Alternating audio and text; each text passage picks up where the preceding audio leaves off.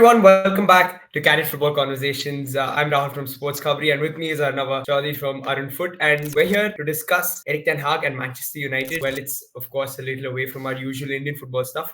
We decided that we're going to add a bit of European element to this podcast, and that's what we're doing. So, Erik Ten Hag and Manchester United is a controversial topic, along with a couple of other topics in English football at the moment. Chelsea is one of those, and the other one making the headlines is of course Ten Hag and United. So it's going to be a tough week for Manchester United this week. They've got Bayern in the Champions League, need a couple of results to go their way to qualify into the next round, and then they've got Liverpool at the weekend. They travel to Anfield. It's not at Old Trafford, so it's not getting easy at all for Manchester United and Erik Ten Hag. I know again, like to start off, they just suffered a 3-0 loss to Bournemouth. Quite damaging. Bournemouth could have had a fourth, fifth on the day, and it hasn't gone well this season so far for Erik Ten Hag, although he's gotten the points somehow to keep United at sixth at the moment. So, what have you made of Erik Ten Hag this season? Rahul, the difficulty of Erik Ten Hag and Manchester United is not just what Manchester United stands for on the field, but rather what Manchester United at the moment stands for off the field since Sir Alex left the club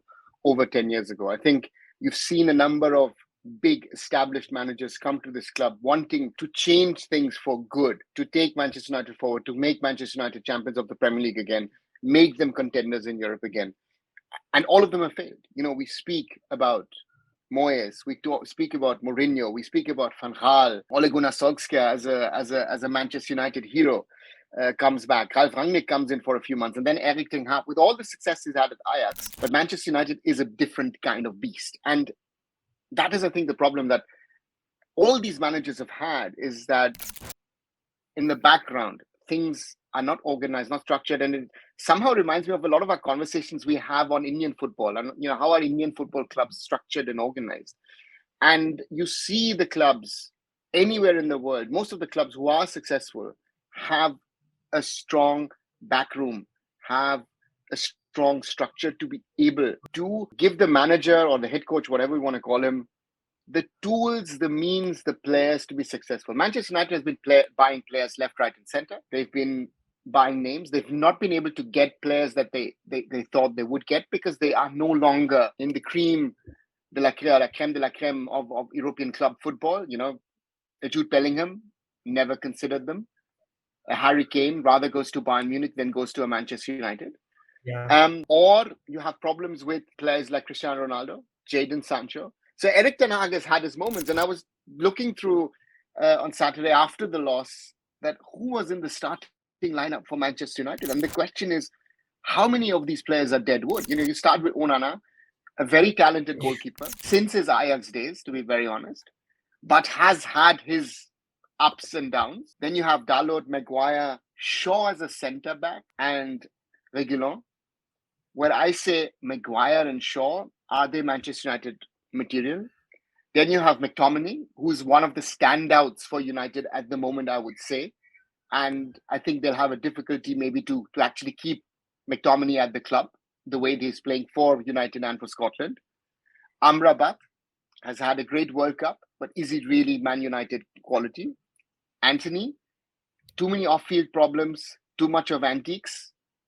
Bruno Fernandes, a brilliant football player, but not really the leader, picks up a yellow card, is going to miss the match at Liverpool as a captain. Yeah. Alejandro Garnacho, again, everyone's going to talk about that goal against Everton. But again, he's still a very, very young player. And Martial up front.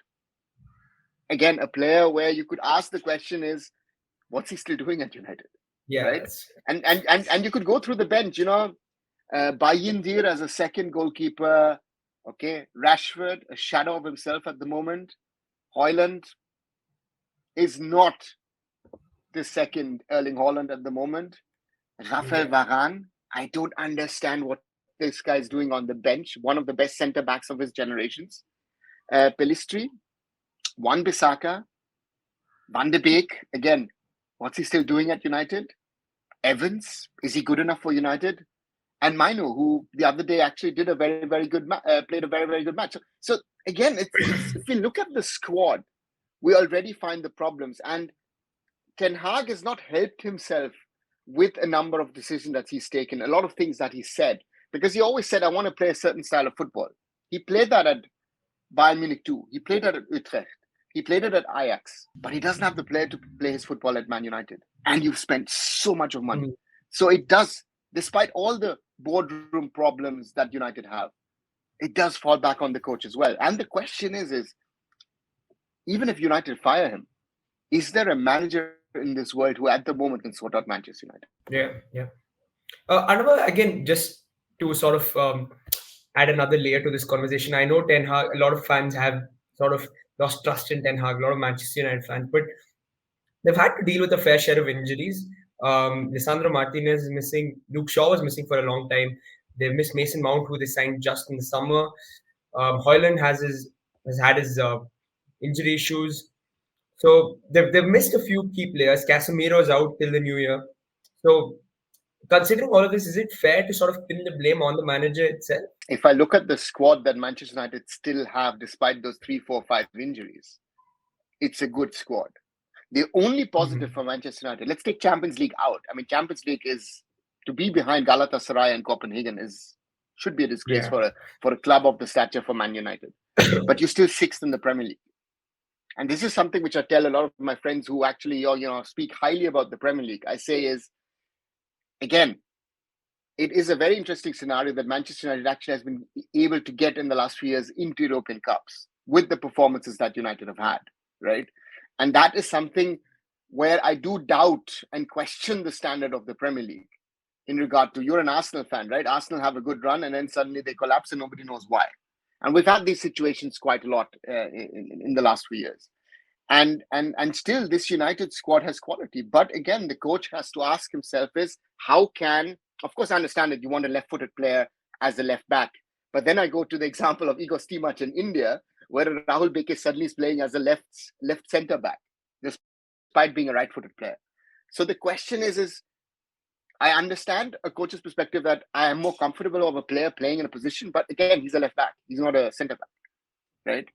And you still have centre backs. Yeah. Again, if I have the players at my disposal that I have to do something with that. And that's the question. Is it too rigid? Is he not willing to do what needs to be done? Is he not being practical enough to play the football for Manchester United to be successful? Because you've seen, look at the match against Newcastle.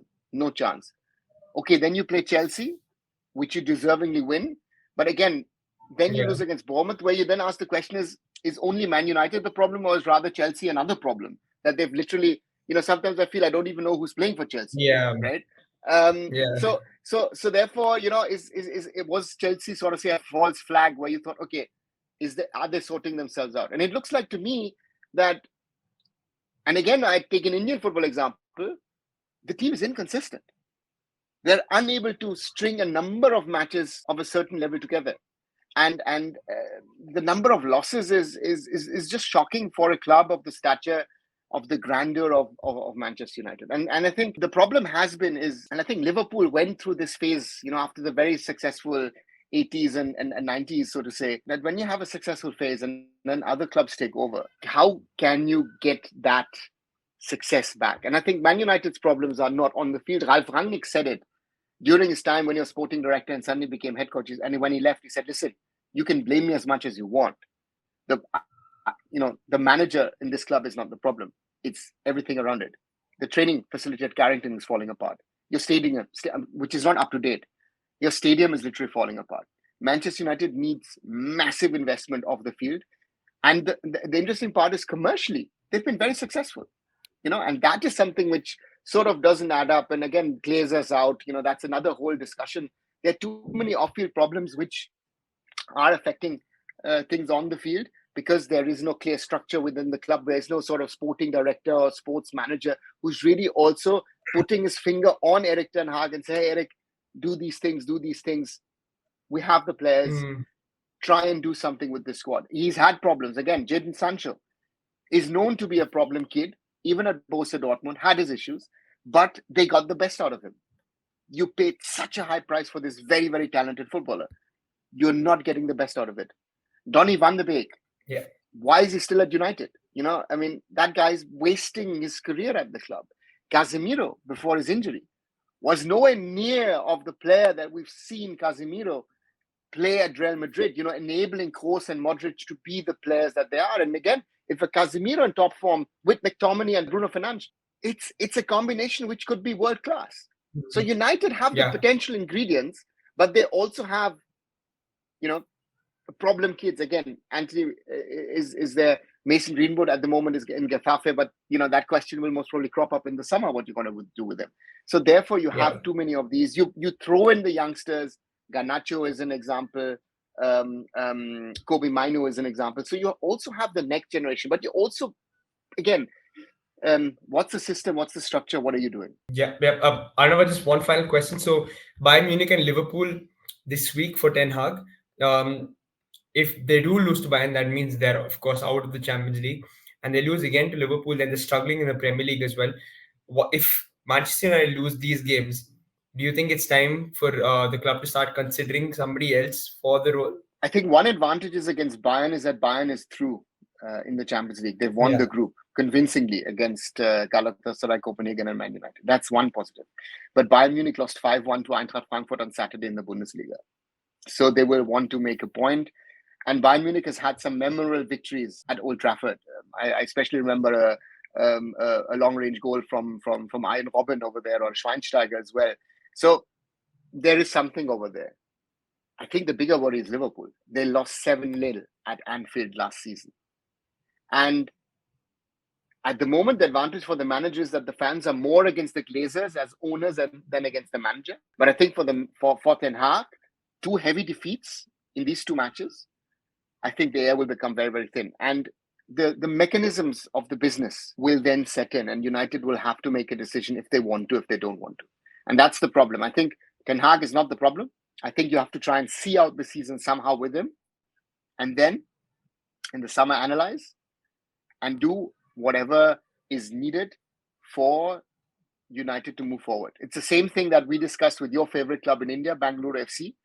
You didn't do your analysis in the sense of what's best interest of the club. You looked at the results and thought, okay, let's continue with the manager.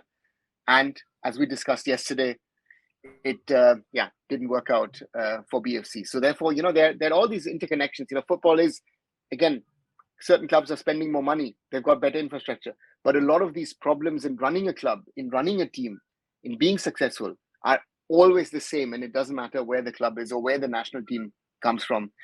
Football is football at the end of the day. Okay. Well, that's it from us, guys. Again, please like and share these videos. Follow the channels, SportsKhabri and arunfoot, and join us for more Candid Football Conversations. Thanks, Arunava. Thanks, Rahul. Bye, everyone.